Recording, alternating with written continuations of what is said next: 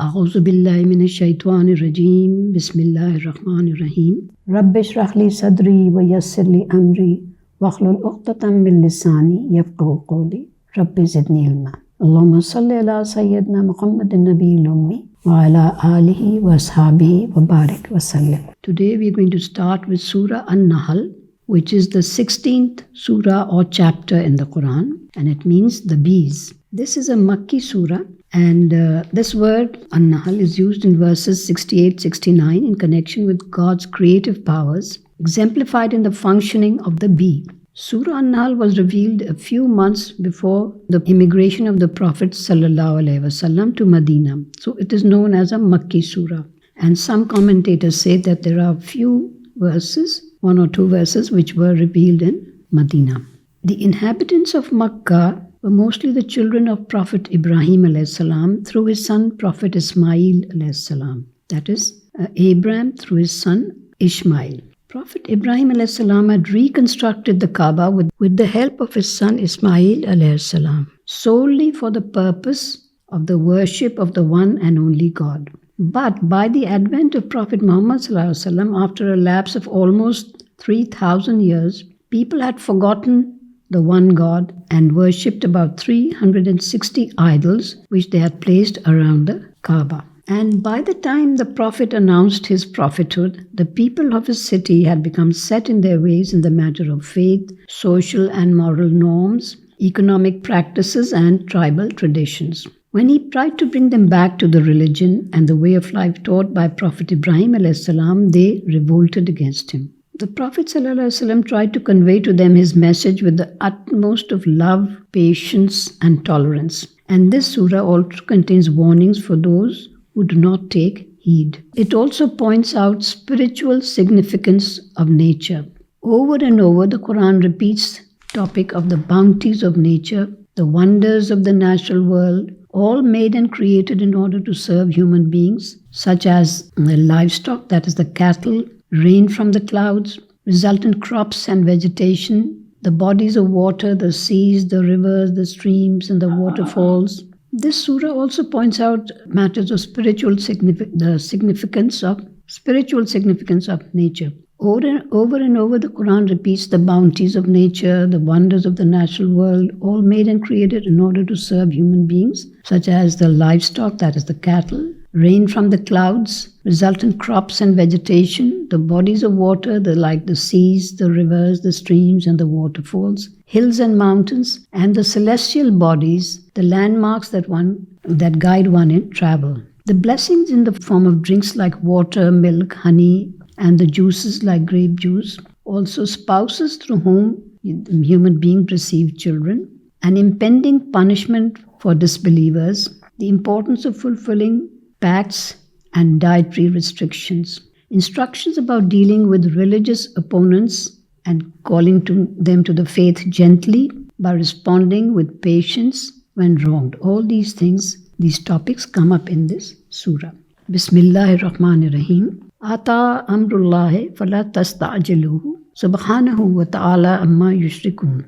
Decree of God is approaching, so do not ask to quicken it. Glorious is God, and above all the partners they associate with him. Now it is said that when this verse was revealed, when the companions of the Prophet heard just the words Ata amrullahi, they thought, the last day was approaching, because it said the decree of God is approaching. So they became very tense and they all stood up. But along with this came the other words, فَلَا تَسْتَعْجِلُوهُ. That is, do not ask to quicken it. Do not ask to hurry this event. And after that, they became relaxed. Glorious is God, and above all the partners they associate with him. So the decree of God is approaching means that for over 12 years, the believers tolerated the severe persecution by the Quraysh of Makkah. Now the hour of immigration had arrived, and a warning and a prophecy is being issued to the Makkans. They disbelieved in the day of judgment and kept pestering the Prophet ﷺ to bring on that about which he warned so frequently. That is, they used to say, Mata hazal vado in kuntum sadiqin. That is, show us, bring to us that last day that you keep talking about if you are truthful. But they are being warned about their defeat. Also, some commentators think that one should not try to hurry on something which promises destruction. Because if their wish had been fulfilled, then they would have been destroyed there and then. And all the Makkans who later, at the time of the conquest of Makkah, accepted Islam, they would have been doomed to destruction. And one should be in a hurry to bring on some good which brings blessings and rewards. So glorious is God, and above all the partners they associate with Him. We know that there were hundreds of idols which the Makkans were worshipping, and these were the idols that they said were partners of God, because they also took the name of God, but at the same time they worshipped these other idols. Now the command of God or the decree of God can also mean that the earthly punishment is coming, or it can mean that the last day or the Qiyamah is coming. And do not ask to quicken it means that it could be hastened by disbelief or wrongdoing or demanding to bring it on. That is, if their desire had been fulfilled. Now, about the partners that they associate with Him, no one and nothing is perfect, least of all the little gods made with their own hands. All and everything depends on the one God. So God is above all the partners they associate with Him. Yunazzilul malaikata birruhi min amri ala man yasha'u min ibadihi an anziru annahu la ilaha illa ana fattaqun. He sends down the ruhi. It has been translated as the angels, but it also ruh. The word ruh has been used for Archangel Jibrail in the Quran. So he sends down the angel or Jibrail with the revelation by his command on anyone that he pleases from among his devotees with the message, give the warning that there is no God but me, so fear me. Now the word ruh has also been explained that it can mean spirit or the soul. And since divine revelation acts like a soul for the faith, therefore the word ruh has been used here because the soul gives life. As soon as the soul leaves a body, that person dies. Since the people of Makkah used to say, why was Muhammad chosen to be the prophet? He's just an orphan. He's not a leader of a tribe. So what is it about him that is greater than us? So they thought they had a greater right to the office of prophethood to which he had been appointed. So they are being told that God is aware as to who is suitable for this important work. And the prophets are chosen because of their attributes of patience, fortitude, highly spiritual nature, and spiritual potential. And the main aim is to teach monotheism, and none of these qualities were present in the people who thought they were competitors for prophethood. خَلَقَ السَّمَاوَاتِ وَالْأَرْضَ بِالْحَقِّ Ta'ala amma yushrikun. He created the heavens and the earth with the truth. He is far above what they associate with him. The Arabic word haq can mean a right, somebody's right, or it can mean something being purposeful, just, or it can also mean the truth. So everything here, it means that everything has been created with a purpose. And God's attribute, one of the names of God or his attributes is also al-haq, which means the truth. And it means that the oneness of God is the highest truth in the universe. And when it is said that we have created the heavens and the earth with the truth, it can also mean that it was not created in vain. It was created with a purpose. Whatever was created with a purpose. I remember reading once that Hazrat Dawud alayhi salam, who could converse with all kinds of animals and all creatures,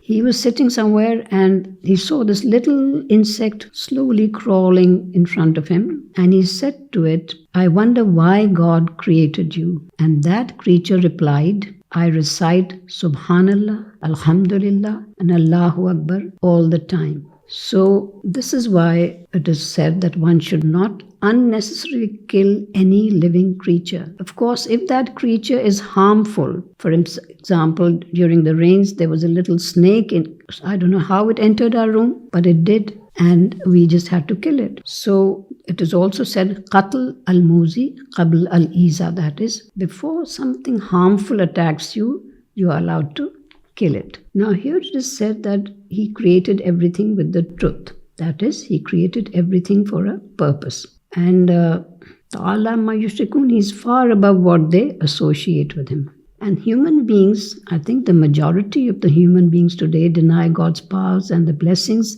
that He has bestowed on them. Now from here begin the arguments for God's divinity, His oneness and His lordship. خَلَقَ الْإِنسَانَ مِن نُطْفَةٍ فَإِذَا هُوَ خَصِيمٌ مُبِينٌ. He created the human being from a mere drop of semen, and yet he has turned openly quarrelsome. It is said that Ubbi bin Khalaf was a Makkan at the time of the Prophet. He once brought a bone and said to the Prophet ﷺ, so you say that this will be brought to life again? This rotten bone, can it be brought to life again?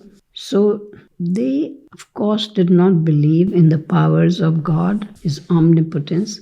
Therefore, they kept questioning these things. Also, these verses 4 to 16, they mention the signs of God's oneness, as well as these signs are proofs of a purposefully planned creation as opposed to an accidental happening. This is what the scientists and the scientific minds like to believe, that the whole universe came about by an accident. But actually, you look at the details of every little thing and you will find that it has a design in it. So from humble beginnings, the human being has been created, and then he's given intelligence, and he uses it negatively by arguing against all the proofs that have been given by God.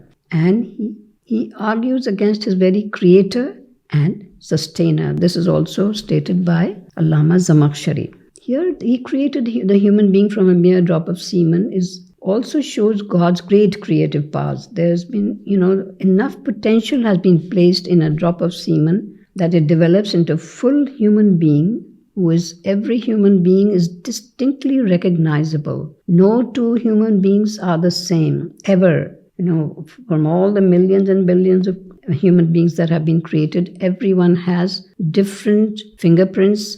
They also have some signs in the eyes which can be distinguished, and so on. So every human being develops into a full human being who is distinctly recognizable, and he's able to think and dispute logically. He has been given an intellect and a logical mind. But human beings, on reaching their full potential, become vain and they start denying their creator. They think they have more intelligence and they understand more than God and His prophets. And they are here in this verse, they are being reminded of their humble beginnings. Also their weakness and helplessness. And by doing this, they have become adversaries of God. This mention of the humble beginnings of the human beings have been mentioned many times in the Quran.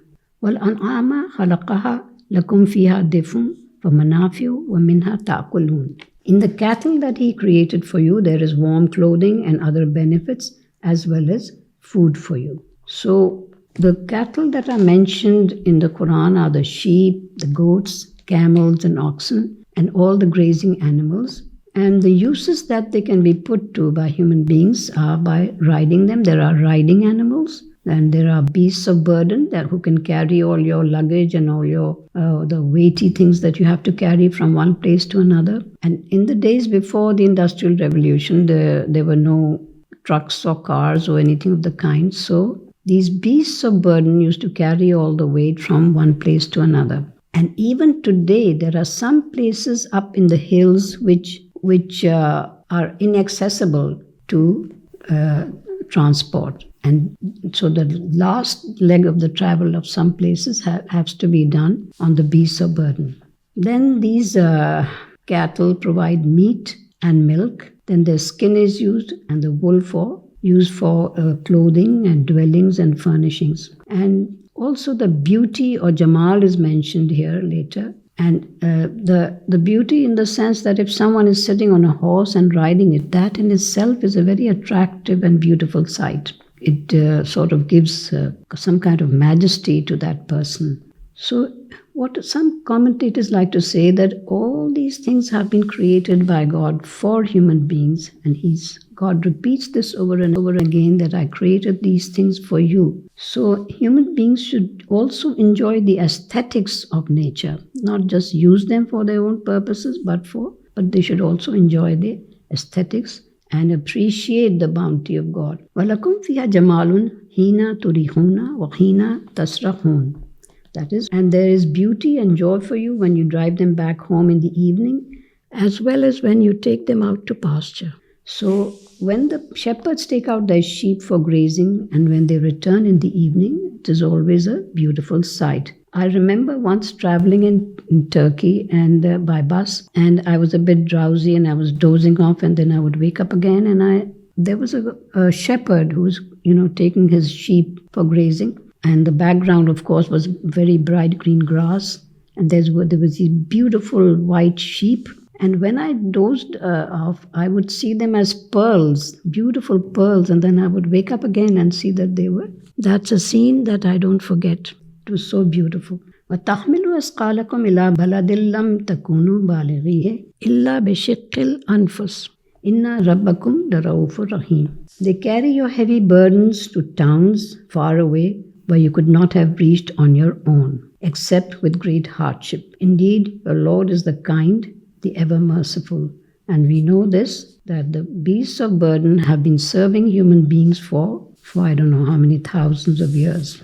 وَالْخَيْلَ وَالْبِغَالَ وَالْحَمِيرَ لِتَرْكَبُوهَا وَزِينَةً وَيَخْلُقُ مَا لَا تَعْلَمُونَ. The horses, the mules, and the donkeys He created for you to ride on elegantly. He will create others of which you are not aware. The animals, the beasts of burden are being mentioned here, which are used for riding as well as for carrying weights. And He will create others of which you are not aware. So at the time of this prediction, which was made over 14 centuries ago, nearly all the means of transport were animals, such as the camels, horses, and the mules, on land, that is. Those means of transport which developed after the Industrial Revolution about 2 centuries ago, such as the automobiles, buses, trains, planes, and also now the rockets traveling into outer space, are all part of this prediction. There is a prediction here. He will create others of which you are not aware. Of course, some people who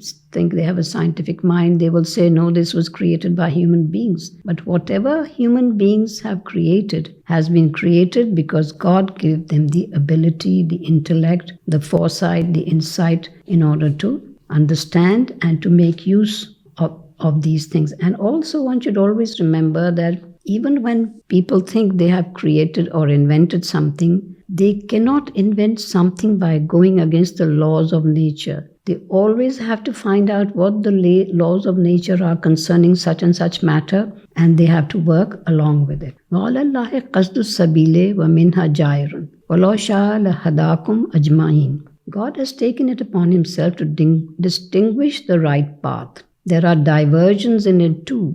If God had so pleased, He could have forcefully guided everyone. This again reminds me, this commentator called Rashid Rida, I'm not sure if it's Rashid or Rashid, but Rashid Rida, he says that if God had forced everyone or had not given them the ability to be individuals, they would all have been like, either like all human beings would have been like ants, bees and ants, and spiritually they would have been like angels. So this is the wisdom behind God's having created individuals with this ability to think for themselves and to work out solutions for themselves. So here it is also meant He could have forcefully guided everyone, that God has taken upon Himself the responsibility of showing the way to the right path through His prophets, books, and signs in nature. Having given them a free will, He does not intend to bring people to the right path by force.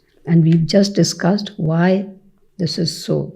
Now about the cattle, the horse actually does not come under the cattle, and the meat is normally not eaten by human beings. It might be eaten in times of stress, but not normally. And it is said that at the time of the Battle of Badr, the Prophet ﷺ banned the eating of the meat of the horse. But some commentators think that this is because a horse is a very expensive animal and it's very useful otherwise. So if people started liking the taste of horse meat, then they would slaughter all the horses. These animals are also a source for human beings. They're a source of dignity and also worldly adornment. Now this thing about God has taken upon himself the responsibility himself to distinguish the right path. There are diversions in it too. So this is said to be a self-imposed obligation which God has imposed upon himself, and because of his bounty and generosity, and he was not obligated to do this, to offer both the paths to human beings. And also he is willing to show the right path to the one who is willing to follow it, the one who has some interest in it. The diversions in it are, of course, it can mean all the attractions of the world, of the material world, and also this inclination in the human being sometimes to follow the wrong path, which is always the easier path to follow. It is a path which gives immediate satisfaction, but it does not have a lasting use or benefit. So the two paths which are shown to human beings is, one is the right path, which leads to one's right destination, and the wrong path is which leads to a bad eternal end, bad end forever and ever. هو الذي أنزل من السماء ماء لكم منه شراب ومنه شجر فيه تسيمون. He is the one who sends down water from the sky for you, from which you drink and grow trees and graze, that is your cattle. So after creating all his creatures, he just didn't leave them, to fend for themselves. He provided for them all the things needed to nurture them and to live a healthy life. And the plant life is also nurtured by water and then also serves human beings. All the plants serve human beings as well. ينبت لكم به الزرع والزيتون والنخيل والأعناب ومن كل الثمرات إن في ذلك لآية لقوم يتفكرون. He grows with it. We were talking about water in the last verse. He grows with it for you harvests and olives and dates and grapes and all kinds of fruit. In this are signs for the people who reflect. Yatafakkarun, who do fikr, who reflect, who think about it, who ponder on it. So it's also God's wisdom to store water. For example, if a place is in a desert and there's no water around, so how will that place get any kind of rain ever? So water is stored in clouds and then sent down as rain. This is also one of the greatest gifts of God, because it sustains life in all its forms, as it has been just mentioned. And this idea about the water being stored in the clouds and then being taken to the place where it is needed is repeated many, many times in the Quran. And some of the best fruits are mentioned here, and the harvest. And these are signs for people who reflect. We all eat all the things that are grown by this earth, but we never sit down to think, how did this beautiful fruit, so big and beautiful and so tasty, how did this grow out of the tree, which gets all its nourishment from the earth? So all these are God's examples of his bounty. Also, there is a great variety in the fruits and vegetables and the sources of meat. The variety is also a great blessing of God, because you remember when the people of Bani Israel were given food from heaven, the manna and the salwa, they didn't have to work for it. But after some time, they got tired of it and they said, we want to eat the food. They demanded of their prophet, we want to eat the food which is grown by the earth. So we know that there's a great variety of fruits and vegetables so that human beings wouldn't get tired of eating that same one thing every day in and out. There's variety in the vegetables, in the fruits, in the sources of meat. So these are also great blessings of God.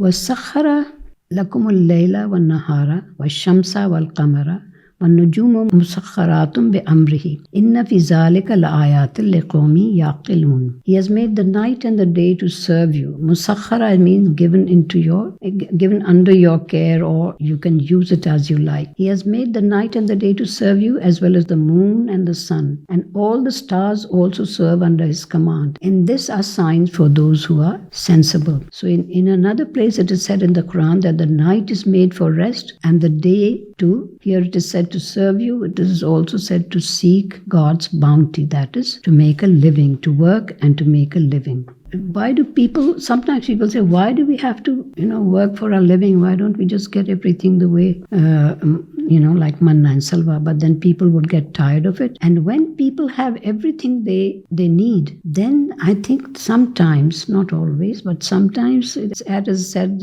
empty mind is the devil's workshop. Then they start thinking about all the wrong things they could do. And also you will find that people who are big landlords, they have everything that they need. But it is the nature of a human being not to just sit back and do nothing, even if he's getting everything. He wants to do something or the other. So they go to the city and they get some education and they get a good job and so on. So even working and even working hard is a bounty of God. It's a blessing. And I used to say to somebody who had to work very hard, and she said, I have to work so hard, I have to do this and that, I have to walk such distances. So I said, why don't you try to thank God for the fact that you are able to do it? You are able to walk. There are so many people who are not able to walk so much. And then she realized it and she said, you're right. وَمَا زَرَى لَكُمْ فِي الْأَرْضِ مُخْتَلِفًا أَلْوَانُهُ إِنَّ فِي ذَلِكَ لَآيَاتًا لِقَوْمٍ يَذَّكَّرُونَ. And what He has produced for you in the earth is of different hues, that is colors. In this are signs for those who take heed. So even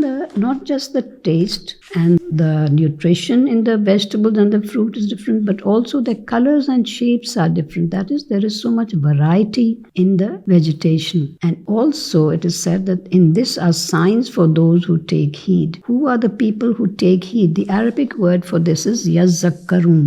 This is from the word zikr. Now zikr can be translated and explained in many ways. Can mean remembrance, like we take a subba or a tasbih and we recite something. That is zikr. Then the prayers that we say, the salat, has also been called a zikr because we are remembering God when we are saying our prayers. Zikr can also mean sincere advice. In this meaning, it has also been used in the Quran, and it can also mean accepting advice. And here it means to reflect. Here it means yes, those who take heed or those who take sincere advice, but it can also mean reflect. So some commentators have explained that there has a great deal of potential has been put in nature. Besides the potential that the human mind has, there is potential in nature. Like, for example, one can create electricity from water or from the sun, solar energy. And a voice and a picture can be transported instantaneously over thousands of miles. This is also a potential in nature. And then tapping of the reserves in the earth, like extracting gold and oil and other minerals and metals. Also in this verse number 12, it said, "Inna fi zalika laayatin liqaumin yaqilun." Some commentators say that those people who think, it means for those who are sensible or those who think sensibly. But some commentators say that this intelligence here implies a spiritual intelligence because they like to look at something which is beyond the obvious. They can see what everyone else can see, but they think about what is behind it. So this intelligence is based on spirituality. وَهُوَ الَّذِي سَخَّرَ الْبَحْرَ لِتَأْكُلُوا مِنْهُ لَحْمًا طَرِيًّا وَتَسْتَخْرِجُوا مِنْهُ حِلْيَةً تَلْبِسُونَهَا وَتَرَى الْفُلْكَ مَوَاخِرَ فِيهِ وَلِتَبْتَغُوا مِنْ فَضْلِهِ وَلَعَلَّكُمْ تَشْكُرُونَ. He is the one who has made the sea to serve you, so that you may eat from it fresh meat and extract ornaments that you wear. You see the ships cutting through the water so that you may seek His bounty, and that perhaps you might be grateful. He is the one who has made the sea to serve you. Now the sea is such a great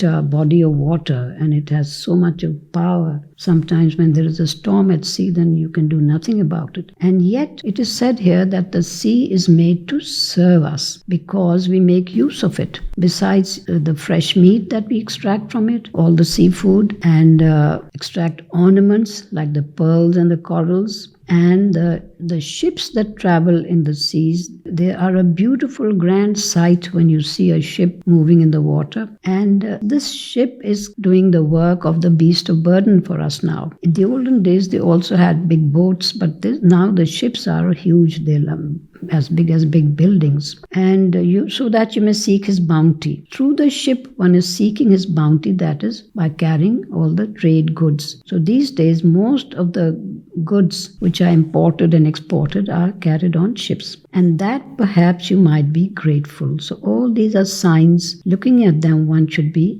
think about the blessings of God and his bounty and be grateful to him. وَأَلْقَى فِي الْأَرْضِ رَوَاسِيَ أَن تَمِيدَ بِكُمْ وَأَنْهَارًا وَسُبُلًا لَعَلَّكُمْ تَهْتَدُونَ. He has fixed mountains in the earth so that it would not shake with you, and rivers and paths so that you may find your way. Fixed mountains in the earth so that it would not shake with you. According to Karam Shah, when the earth was created, it kept swinging from left to right. So the mountains and hills were fixed in it like pegs so that it would become stable. And this fact of fixing mountains in the earth so that the earth would not shake is mentioned about 6 times in the Quran. And then the rivers and paths so that you may find your way. Now the rivers and paths can also serve as landmarks. When people were traveling, today you travel by air and you don't have to think about navigation because somebody else is doing it for you. But in those days, and even now in many places, people have these landmarks. Okay, now when I come to this river, then I will be on the right path, and then I'll have to turn right or left or wherever, so that you may find your way. But it is said that during the day, the landmarks were useful. Like, you see certain hills and you recognize them, or you see the river or a stream or a waterfall and so on. And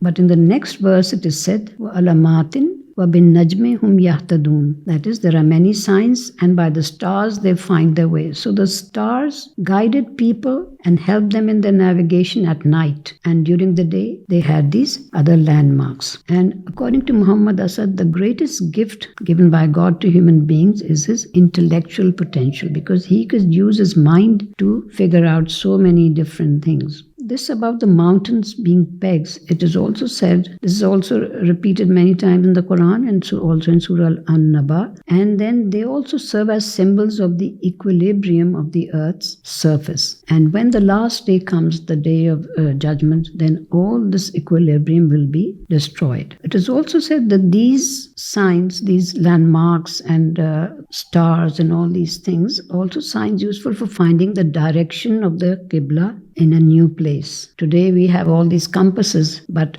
when you don't have a compass, then use these signs and landmarks to find out the direction. أَفَمَنْ يَخْلُقُ كَمَنْ لَا يَخْلُقُ أَفَلَا تَذَكَّرُونَ. So can the one who has created everything be like the one who has not created anything? Do you not reflect? This is, of course, a question. You can say it is a rhetorical question because it doesn't really need an answer. So the one, that is the one God who has created everything, be like the one who has not created anything? This is, of course, a question for the polytheists, especially at that time, the polytheists of Makkah, the Quraysh. And they, of course, thought that their idols could do so many things just like God. And they thought that they needed a different idol, a separate idol for each purpose. So this is a reference to the idols that they worshipped. And this is stated by Allama Razi and Zamakhshari. This is also said to be like a reprimand to those who make their idols equal to the Creator, and they call them gods, with a small g, of course, gods, and thinking them to be worthy of worship. According to Allama Razi, the human beings have some ability to create. That is, they can invent to a certain extent, and they should not worship idols who cannot create anything at all. In fact, they have been made by human beings themselves. Amwatun ghairu ahyain wa ma yashuruna ayyana yubasun. They are dead, not alive, nor do they know when they will be raised. So these idols, of course, they have either been carved out of wood or stone or some such material or clay. And it is said here that they are not alive. They are dead, and they do not know, nor do they know when they will be raised. They do not know when the idolaters will be resurrected, nor when the hour will come. The hour, when it is used in the Quran, as-sa'a, the hour, it means the last day, the day of judgment. This is stated by Ibn Kasir. And according to Hazrat Ibn Abbas, the idols will be raised with the Satans, and they will be thrown together into the fire with those who worship them. Ilahukum ilahin wahidun fallazina la يُؤْمِنُونَ بِالْآخِرَةِ قُلُوبُهُمْ مُنْكِرَةٌ وَهُمْ مُسْتَكْبِرُونَ. Your God is one God. As for those who do not believe in the hereafter, their hearts deny because they are proud. So what is the reason for some people not accepting the power of God or the fact that He is the Creator and He is all-powerful? Is because they are mustakbirun. They have takabbur, that is, they have pride or arrogance. And this is the attitude of Satan and his followers. And it is the opposite of the believers whose humility prompts them to accept the teachings and reap the benefit from the teachings of the prophets. This is stated by Baidawi. So we know that mustakbirun or takabbur is one of the greatest major sins. La jarama anna Allaha ya'lamu ma yusirruna wa ma yu'linuna innahu la yuhibbul mustakbirin. Again, the same word is repeated, mustakbirin, that God does not like or does not love those who do takabbur, those who are arrogant. There is no doubt that God is aware of what you conceal and what you reveal. Indeed, He does not like the proud. So this word we've just discussed means those who are proud, the mutakabbirin, and we know that the same word has been used in the Quran in connection with Shaitan when he refused to prostrate to Adam alayhi salam. So takabbur or pride is an attribute which is fit only for God, and it is also one of His 99 names. But for His creatures, it is forbidden. So we know that nothing is fit to be called God. There is only one God. We are now on verse number 24. وَإِذَا قِيلَ لَهُمْ مَاذَا أَنزَلَ رَبُّكُمْ قَالُوا أَسَاطِيرُ الْأَوَّلِينَ. When they are asked, what has your Lord revealed? They answer, tales of old. So some people, when they wanted to, give some assessment of the wahi or the revelation that was being received by the Prophet, they would say these are old stories and he's learned them from somebody and he is repeating them. They even used to say who he has learned them from. There was a foreign slave, and some of them said he had learned them from this man. So they used to look down on the wahi or revelation, and they did not accept it as coming from God. لِيَعْلَمُوا أَوْزَارَهُمْ كَامِلَةً يوم القيامة ومن أوزار الذين يضلونهم بغير علم ألا ساء ما يزرون. With the result that they will carry the whole heavy burden on the day of resurrection, and some of the burden of those they led astray without any knowledge. What an evil burden to carry. So everyone will have to carry one's own burden. No one will be able to help another. Said that even a young, strong son will not be able to help his old mother to carry the burden of sins on the day of judgment. So everyone will be accountable for his own deeds. But also there is another thing, and some of the burden of those they led astray, that is, if somebody is leading somebody astray, showing him the wrong path, then that person will be accountable for his own deeds as well as those of his followers. So this person will have some extra punishment for leading others astray. This is also stated by Ibn Kasir and Qurtubi, and it is repeated many times in the Quran. There is also a hadith in this connection in which the Prophet ﷺ is reported to have said, whoever calls to error, that is either to error or to evil, whoever calls to error and is followed, upon him are the burdens of those who followed him without lessening their burdens at all.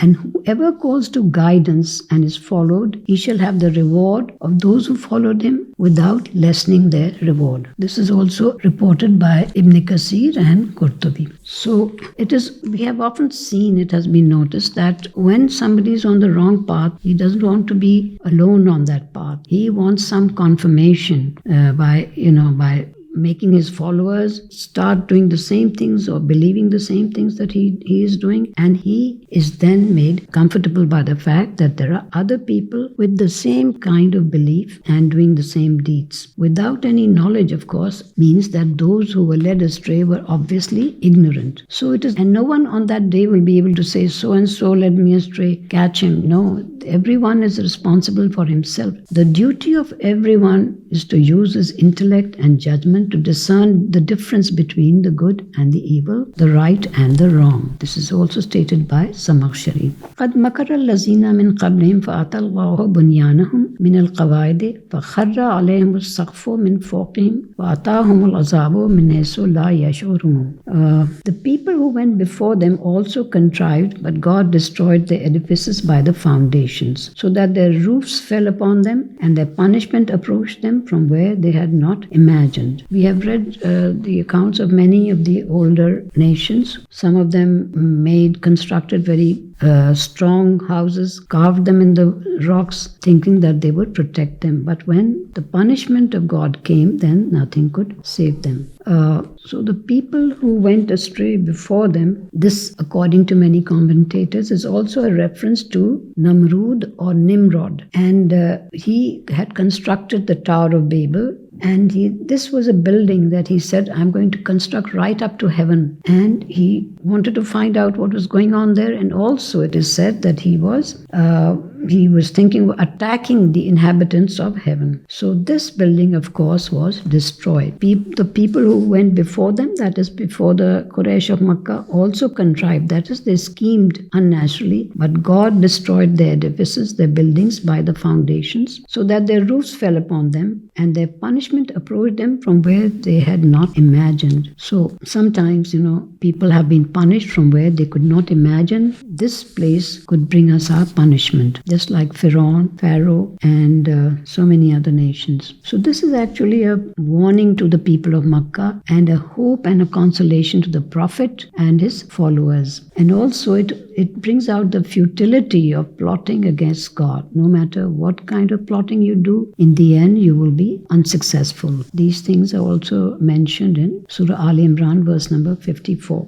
So the punishment that's mentioned here, punishment from where they had not imagined, is the punishment of this world. But there is another punishment awaiting them that will come in the hereafter. ثُمَّ يَوْمَ الْقِيَامَةِ يُخْزِيهِمْ وَيَقُولُ أَيْنَ شُرَكَائِيَ الَّذِينَ كُنْتُمْ تُشَاقُّونَ فِيهِمْ قَالَ الَّذِينَ أُوتُوا الْعِلْمَ إِنَّ الْخِزْيَ الْيَوْمَ وَالسُّوءَ عَلَى الْكَافِرِينَ. Then on the day of judgment, he will shame them and ask, where are my partners about whom you used to argue? Those given knowledge will say, today shame and misery is for the unbelievers. He will shame them on the day of judgment. Those who constructed, for example, who thought they were so powerful and strong, and some of them constructed buildings, some of them persecuted the prophets, so they will be punished in the hereafter. So they will be asked, God will ask them, where are my partners about whom you used to argue? They used to rebuke, they were defiant, and they used to also mock at what the prophets were teaching. And they were, of course, mostly they were mushrikeen, because they had made partners with God. Those people who appoint partners with God, they are called the mushrikeen. Now those given knowledge will say, today shame and misery is for the unbelievers. Who are the people who have been given knowledge? First and foremost are the prophets, and then there are other people who followed the prophets, accepted the knowledge given by the prophets about good and evil, and also the scholars and the ulama who invited people to faith. And all those people who have been noble and truthful,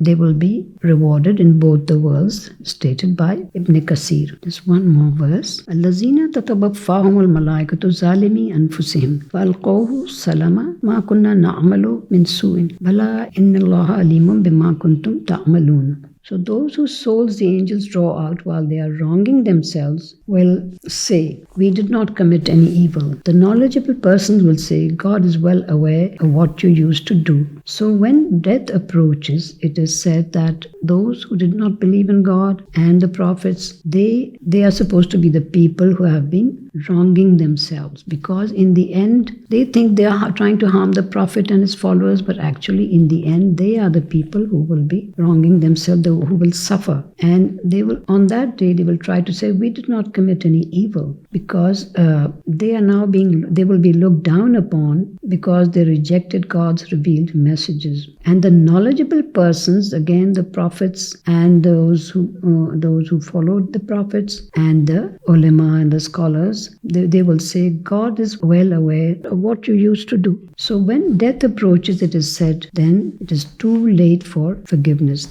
We know this fact, and it is also stated by Tabrisi. I think we can stop here, and inshallah next time we will continue from verse number 29 of Surah An-Nahl. If there is any question, we can take it now. All right, since there are no questions, we can now say a little prayer. Yes, somebody has a question. Yes, please. What is the question? I can't hear you very clearly. Could you speak a little louder, please? I can't hear the question. All right, the question is, when the people asked about man or salwa, the fact that they did not want to continue eating it, what happened after that? After that, they were said, all right, go down to the, whatever was closest to them, the place, and then work for your food. So they had to work, and they tilled the lands and to grow the food. And they were not, at that time, they were being treated by very special people. They were living in the desert, but then from in the desert, that Musa struck the rocks, and they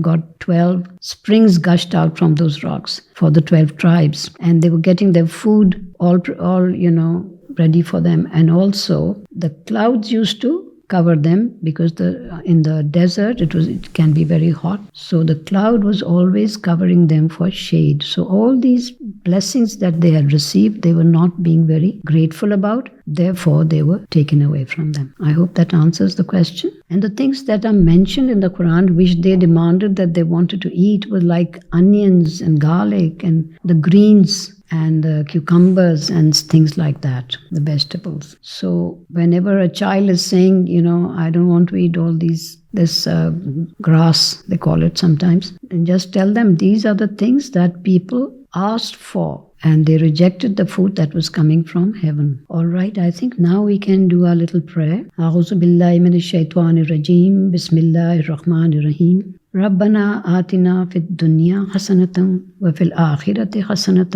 وقنا عذاب النار وأدخلنا الجنة مع الأبرار يا عزيز يا غفار يا رب العالمين برحمتك يا أرحم الراحمين آمين ثم آمين. بسم الله الرحمن الرحيم. وللآخرة خير لك من الأولى.